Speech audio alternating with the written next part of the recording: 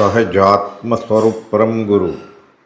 તમારો પ્રશ્ન જૈન ધર્મમાં તીર્થંકરની મૂર્તિની ઓળખ માટે જે લાંછન હોય છે તે અંગે છે. જૈન ધર્મમાં પ્રત્યેક તીર્થંકરની પ્રતિમાની ઓળખ માટે એક વિશિષ્ટ ચિહ્ન નિર્ધારિત કરવામાં આવ્યું છે, જેને લાંછન કહેવાય છે. તીર્થંકરની મૂર્તિના આસનના મધ્ય ભાગમાં નીચે અંકિત કરેલ હોય છે. લાંછન એટલે ઓળખવાની નિશાની. જેમ કે કોઈને કપાળમાં તલ હોય, કાનની લાંબી બૂટ હોય, મોટું કપાળ હોય, દાલમાં હસતી વખતે ખાડા પડતા હોય, કે જન્મથી જ ગુલાબી, લાલ કે કાળું લાખું હોય વગેરે. લાંબુ નાક, લાંબા વાળ, 6 આંગળીઓ, હાથની કે પગની, ત્રાંસી આંખ, છીબું નાક, કાનની બૂટ તૂટેલ, કાનબઠીઓ, આ બધી જે તે વ્યક્તિને ઓળખવાની નિશાનીઓ છે.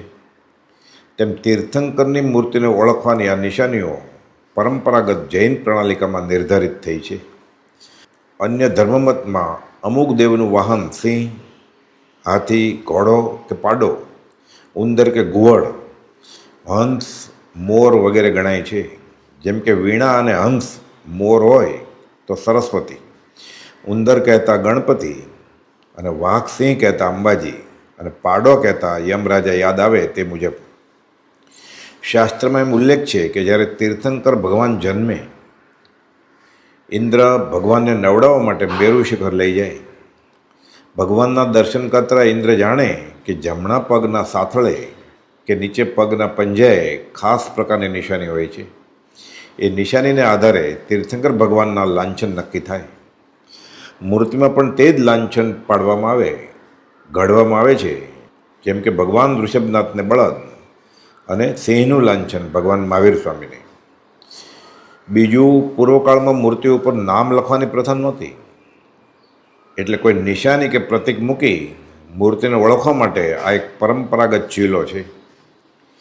ત્રીજી એક માન્યતા એમ પણ છે કે અનંત ગુણોના ધણી એવા તીર્થંકર ભગવાન પોતાના છેલ્લા ભવે આરાધના કરતા કોઈ ખાસ લાક્ષણિક ઘટના ઘડે કે પુરુષાર્થ ફરવે, અને તે પરાક્રમને આધારે આ લાંછન નક્કી કરવામાં આવે.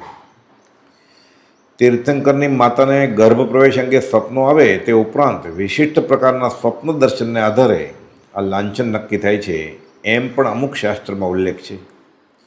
અલગ અલગ મત પ્રમાણે અમુક લાંછનમાં ફેરફાર પણ છે. મૂળમાં એ ગુણવાચક છે.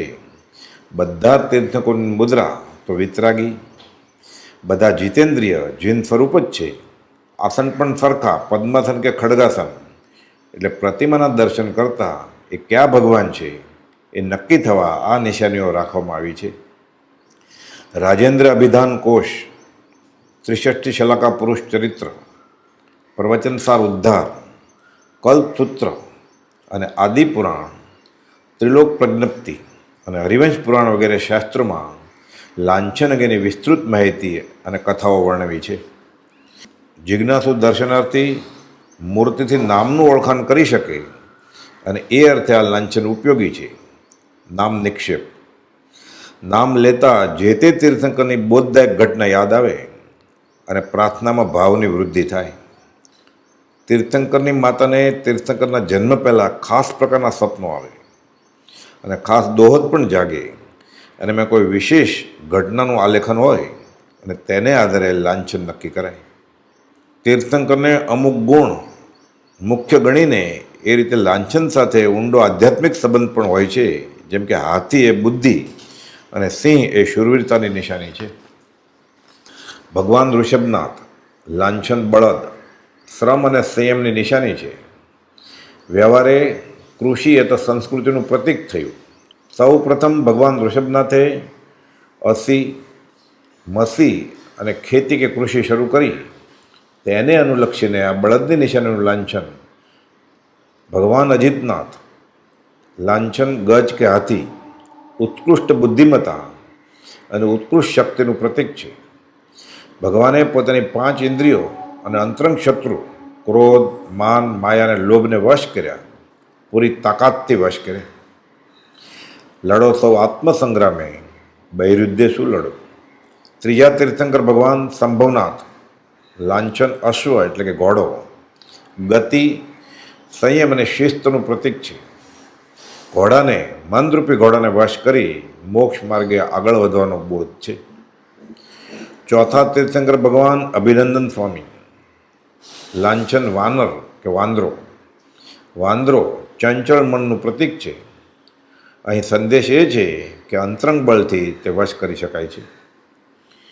પાંચમું ભગવાન સુમતિનાથ, લાંછન કોંચ પક્ષી, ચકવા, તીવ્રમતી, સતત જાગૃતતા અને વિવેકનું પ્રતીક છે. અજ્ઞાનતા દૂર કરી ભેદ જ્ઞાન પ્રાપ્ત કરવાની પ્રેરણા આપે છે.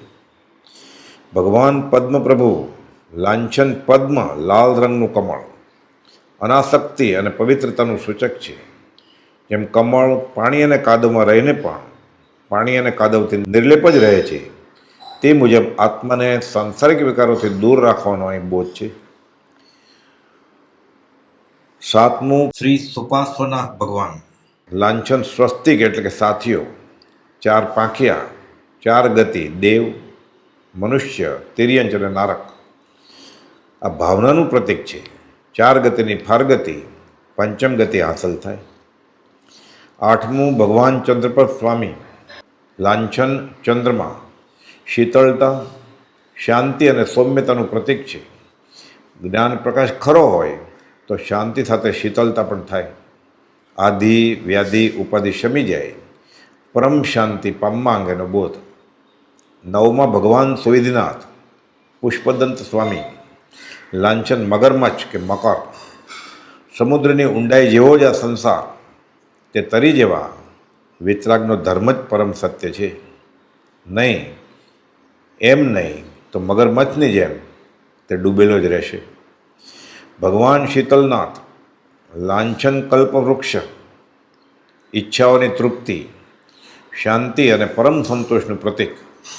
ભગવાન પાસે આવતા સાંસારિક વાસના નાબૂદ થતાં શાંતિ વેદાય.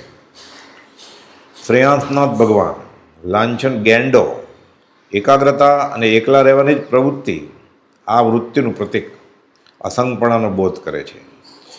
ભગવાન વાસુપૂજ્ય સ્વામી, લાંછન ભેંસ. ભેંસ એ તો અજ્ઞાન અને આળસનું પ્રતીક. ઉગ્ર જ્ઞાન ધ્યાનથી અજ્ઞાનને જીતવાનું અને પ્રમાદનો જય કરવાનો બોધ છે. ભગવાન વિમલનાથ, લાંછન સુવર, જમીનને ખોદવાની ધગશ અને ગંદવાડાને સાફ કરવાની પ્રવૃત્તિ.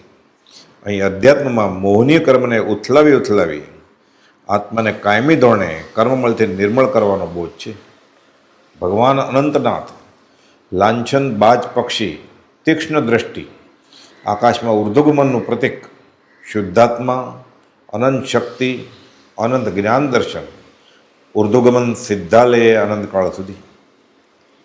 ભગવાન ધર્મનાથ, લાંછન વજ્ર, અતુલ શક્તિ, કર્મસત્તા બળવાન છે, આત્માની શક્તિ એથી વધુ બળવાન, છૂટવા ધારે તો છૂટી જ શકે. વિતરાગનો કહેલો ધર્મ પરમ શાંત રસમય પૂર્ણ સત્ય છે કે જે સંસારનો છેદ કરી જ શકે. ભગવાન શાંતિનાથ, લાંછન હરણ એટલે કે મૃગ, સૌમ્યતા અને અહિંસાનું પ્રતીક છે, શાંતિ બોધક. ભગવાન કુંથનાથ, લાંછન બકરો, દીનતા, સરળતા, ભદ્રિકતાનું સૂચક છે. મોક્ષ માર્ગે આ પ્રાથમિક જરૂરિયાતવાળો ગુણ. ભગવાન અરનાથ, લાંછન માછલી, તરવાની કળા, ચપળતા, પ્રવાહને સામેપૂર તરવાની કળા, ભગીરથ પુરુષાર્થ કરી ભવસાગર પાર પામવાનો છે. ભગવાન મલ્લીનાથ, લાંછન કુંભ, જ્ઞાનનો ઘડો. પ્રત્યેક આત્મા અનંત જ્ઞાનથી ભરેલા જ છે, આવરણ કાઢવાના છે. ભગવાન મુનિસુરત, લાંછન કાચબો, પ્રત્યાહાર, ઇન્દ્રિયોના સંયમની નિશાની. હાથ, પગ, ડોક, માથું અંદર ખેંચી લીધું. ઇન્દ્રિય ગોપવી જીન થવાનો બોધ છે. જીન થઈ જીન આરાધે તો સહી જીનવર હોય રે. ભગવાન નમિનાથ, લાંછન નીલકમળ, પ્રતિકૂળ પરિસ્થિતિમાં પણ પ્રસન્નતા, સમાધિમાં રહેવાનો બોધ છે. સુખ દુઃખ સમાન કર જાના. ભગવાન નેમિનાથ, લાંછન શંખ, ધર્મની દેશનાનો ઘંટારો, દુંદુભીનો નાદ, જૈનેતરમાં અનહદ ધ્વનિ. કથાનકમાં રોચક કહાની છે કે શ્રીકૃષ્ણ અને નેમિનાથના સંબંધમાં શંખ વગાડવાની ઘટના ઘડાય છે. વાસુદેવનો શંખ કોણ વગાડી શકે? તેનાથી બળ્યો હોય તે. ઉગતી ઉંમરે નેમિનાથ ભગવાન શંખ વગાડે છે. કૃષ્ણને વિકલ્પ થાય છે કે મારાથી બળ્યો કોણ? મારા રાજનું શું? જો હું જીતાઈ જઈશ તો બધું જશે. નેમિનાથને પરણાવી દેવાની પેરવી કરે છે અને બળ ઘટે તો પોતે અજીત રહે એ ખ્યાલ.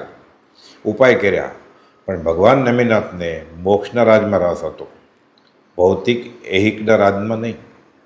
ભગવાન પાર્શ્વનાથ લાંછન સર્પ, ધૈર્ય તેનું પ્રતીક, એકાંત દ્રષ્ટિનું પ્રતીક, આત્મદ્રષ્ટિ, સમ્યક એકાંત, આત્મામાં સમાઈ જાય તે. ભગવાન મહાવીર લાંછન સિંહ, અદીનપણું, શૌર્ય, બ્રહ્મચર્યનું પ્રતીક. બ્રહ્મચર્યા શાશ્વત આત્મરમણતાનો બોધ છે. પરમપોદેવે પ્રતિમા પૂજકમાંથી આપણને પ્રભુ પૂજક બનવાનો બોધ આપ્યો. પોતાની દશા પૂર્ણ વિતરાગી, બીજા મહાવીર, બીજા પાર્શ્વનાથ, તીર્થંકર તુલ્ય દશાના ધારક. અને એક ખાસ વિશેષતા એ છે કે પરમપોદોના ચિત્રપટ સમક્ષ ઊભા રહેતા, તેઓના જ વચનોને આધારે ઓળખાણ કરતા તેઓ સહજાત્મ સ્વરૂપ જ છે એ પ્રતીત થાય તો કામ થઈ જાય. અને તે થવા પરમપોદોના ચિત્રપટમાં જે દેખાય છે તે જ રેખામાં તેઓ હતા. કોઈ કલ્પના કરવાની રહેતી નથી. એ હકીકતને ધ્યાનમાં લેતા ખરું દર્શન થાય તો હે રાજ, તારા દર્શન માત્રથી દેવ ભ્રમણા ભાંગી રે. સહજાત્મ સ્વરૂપનું નિરખી સ્વરૂપ ઠરે છે નેણા રે એમ થાય. સહજાત્મ સ્વરૂપ પરમ ગુરુ.